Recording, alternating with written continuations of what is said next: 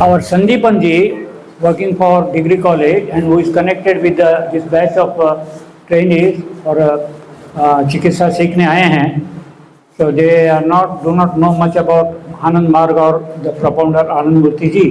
He requested me to say a few words of his contribution.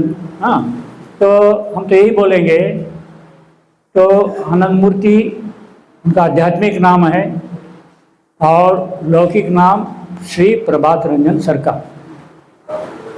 तो उन्होंने 1921 में जन्म हुआ, 1990 में शरीर त्याग किया।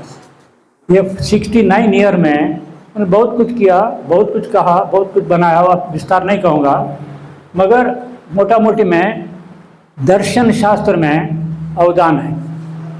स्पिरिचुअल फिलॉसफी है, इंडिया में बहुत है, द्वैत अद्वैत विशिष्ट क्या क्या बोल के कन्फ्यूजन, किसको मानूं किसको नहीं मानूं।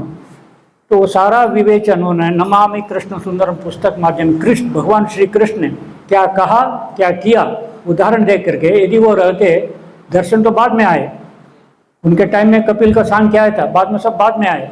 तो यदि वो होते, कौन सब दर्शन का समर्थन करते, वो विवेचन करके। तो दर्शन का एक तो अद्वैत, द्वैत, विशिष्ट अद्वैत, द्वैताद्वैत करके चार हैं। बाबा ने कहा नहीं, अद्वैत से द्वैत आया है, फिर द्वैत जाकर के अद्वैत में जाएगा। परम पुरुष एक हैं, उनमें अनेकत्व आ गया और अनेकत्व फिर जाकर के एकत्व में पहुंचना है। ये उसको समझाने का भाषा ही दर्शन है। क्रिएटर एंड क्रिएशन क्या रिलेशन है, उस पर एनलाइटन करने के लिए फिलोसफी आई। तो क्रिएटर एक ही है, दो नहीं है, यह अद्वैत, और क्रिएशन है ही नहीं, सब दिखाई देता है, सब विशुद्ध अद्वैत। जो नहीं विशुद्ध नहीं, एक जगत भी है, वो दोनों अलग है, ये द्वैत। दूसरे का शुरू में द्वैत मगर अंत में द्वैत, अद्वैत इत्यादि इत्यादि करके दिया। तो बाबा ने कहा जो तुम्हारा दर्शन है अद्वैत, द्वैत, अद्वैत, अद्वैत डैश द्वैत डैश अद्वैत। मैंने स्टार्टिंग में परम पुरुष क्रिएशन के पहले क्रिएशन हो अद्वैत में, और उनमें वेरिएशंस आ गया, माने द्वैत आ गया, और अंत में जाकर के वहीं। तो यहाँ से निकले फिर वहीं जाकर वापस आएंगे। तो ये दर्शन में विस्तार के साथ, इसलिए हमको शंकराचार्य का जगत मिथ्यावाद भी नहीं, जगत है आपेक्षिक सत्य, उसको इग्नोर नहीं कर सकते हैं, मगर परम सत्य नहीं।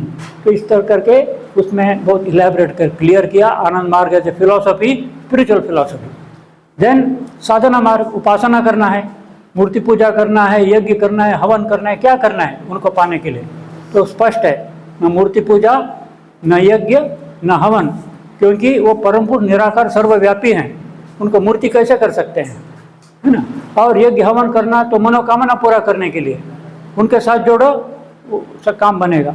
इसलिए साधना मार्ग, साधना मार्ग में मूल शिव ने दिया, तंत्र साधना विस्तार का, और कृष्ण ने भक्ति साधना दी योग की।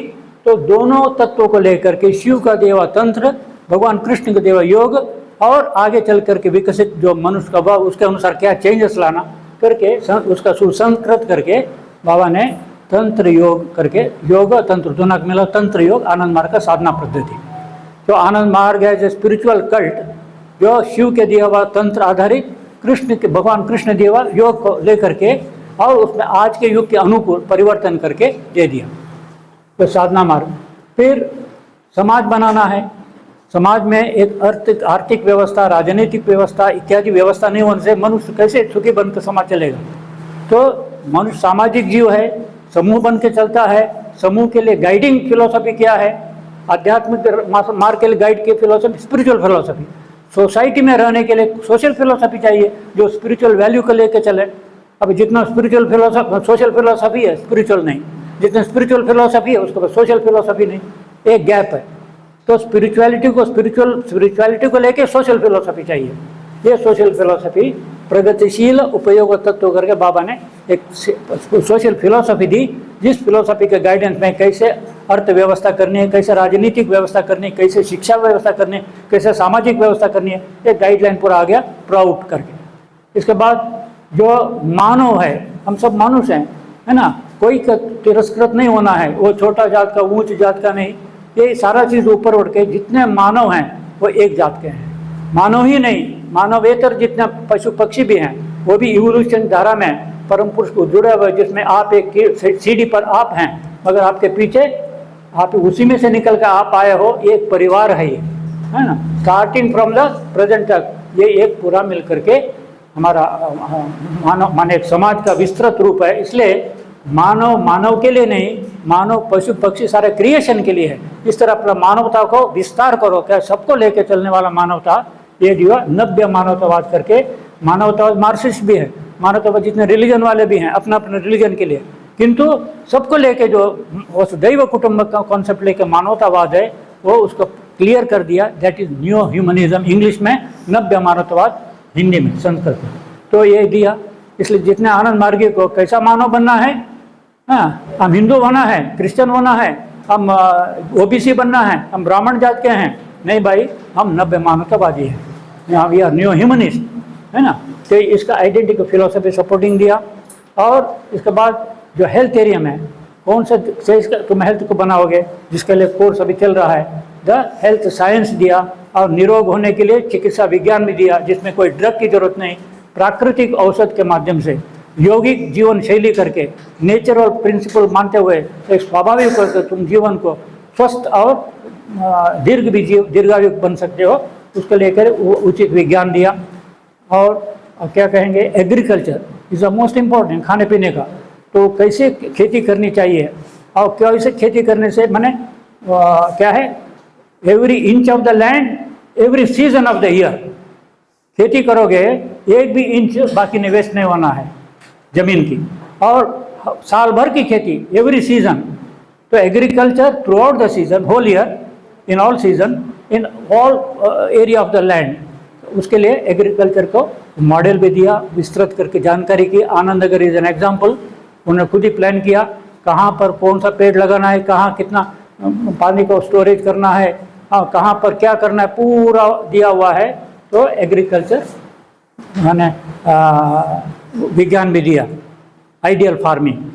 फिर इसके बाद लैंग्वेज, है ना, अलग लैंग्वेज के मूल में एक मनुष्य का जो सबका एक मूल में भाव है, उसी को एक्सप्रेस करने के एक प्रोसेस में एक भाषा का व्यक्तिकरण होता है।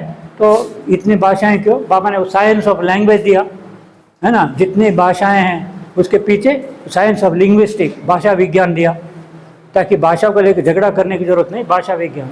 और जो मैंने अभी जो बताया, संगीत, जीवन एक संगीत है ना, प्रभात संगीत, रविंद्र संगीत, क्या क्या संगीत है। तो अपना आइडियोलॉजी को प्रकाशित करते हुए नव्य मानवतावाद प्राउड को आप जो आइडियोलॉजी पकड़ते हो, उसी को संगीतमय करके वो भाव को एक्सप्रेस करो। इसलिए उसी को प्रभात संगीत करके जो इसकी एकेडमी बनी है। तो दुनिया में जैसे रविंद्र संगीत बंगाल में फेमस हुआ, या और आगे का संगीत है ना, प्रभात संगीत। इसलिए संगीत क्षेत्र में भी, आर्ट लिटरेचर में भी उन्होंने, उनका योगदान है, नया घराना है। और लास्टली अभी जो बताया, in the field of science एक लीड दिया, यानी माइक्रो साइंस के माध्यम से सब जगह उसका माने इम्प्लीकेशन है, फिजिक्स में, केमिस्ट्री में, बायोलॉजी में, और क्या कहेंगे, एग्रीकल्चर साइंस, ऑल साइंस, जितने साइंस में यहाँ पर माइक्रोबायोलॉजी इज द लास्ट से। फिजिक्स में जाएंगे, वो करते करते मैटर, एटम का, कंक्रीट का टुकड़ा टुकड़ा हो गया, सब एटॉमिक हो गया और दिखाई नहीं दे रहा है, सूक्ष्म हो गया, मैटर है ही नहीं। क्वांटम फिजिक्स, है ना, वहाँ पर नीचे जाके देखते हैं न्यूक्लियस भी नहीं है, प्रोटॉन वो भी नहीं है, एक एक कर क्वार्क भी नहीं है, और नीचे जाके देखते हैं वहाँ कोई वाइब्रेशन है, एनर्जी है, लाइट है, बस कहाँ गए, कंक्रीट है ही नहीं। तो माइक्रो विज्ञान उसके भी नीचे जाया। इसलिए कि जहाँ तक सब फिजिक्स पहुँचा है सूक्ष्म जा करके, मगर माइक्रो और भी सूक्ष्म लेवल में है। तो ये रिसर्च का विषय है फिजिक्स में।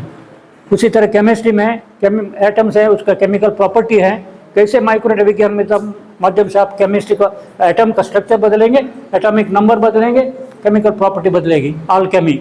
तो केमिस्ट्री में भी लीड है, फिजिक्स में भी लीड है, बायोलॉजी, सबका वाइटल है ये माइक्रो विज्ञान, सबके मूल में है। इसलिए एक नया पैराडाइम दिया मैंने साइंस का, जिसको पकड़ करके साइंस में वर्ल्ड में रिवोल्यूशन आएगा। प्रोड के माध्यम से इकोनॉमिक्स, पॉलिटिकल में रिवोल्यूशन आएगा, है ना। और प्रभात संगीत के माध्यम से म्यूजिकल कल्चरल रिवोल्यूशन लाएंगे। और माइक्रो लेकर के साइंटिफिक वर्ल्ड में रिवोल्यूशन आएगा। इट्स ए न्यू साइंस रिवोल्यूशनाइजिंग मैंने giving a new understanding and new hold over all sciences. इस तरह बाबा ने अपना थोड़े अल्प ईयर के जीवन में इतना सारा मानव जीवन को आगे ले चलने के जो लीड चाहिए था वो सब प्रोवाइड किया। अब हम लोगों का काम है, गुरु ने अपना काम किया, अब शिष्य का बारी है। तो गुरु ने दिया हुआ चीज़ को कैसे योग्य शिष्य बनकर दुनिया को हम ले जाए, गाइड करके लीड दें, पास ऑन करें, दैट इज़ द वर्क। उसी के सिलसिले में ये कार्यक्रम आज का भी हुआ।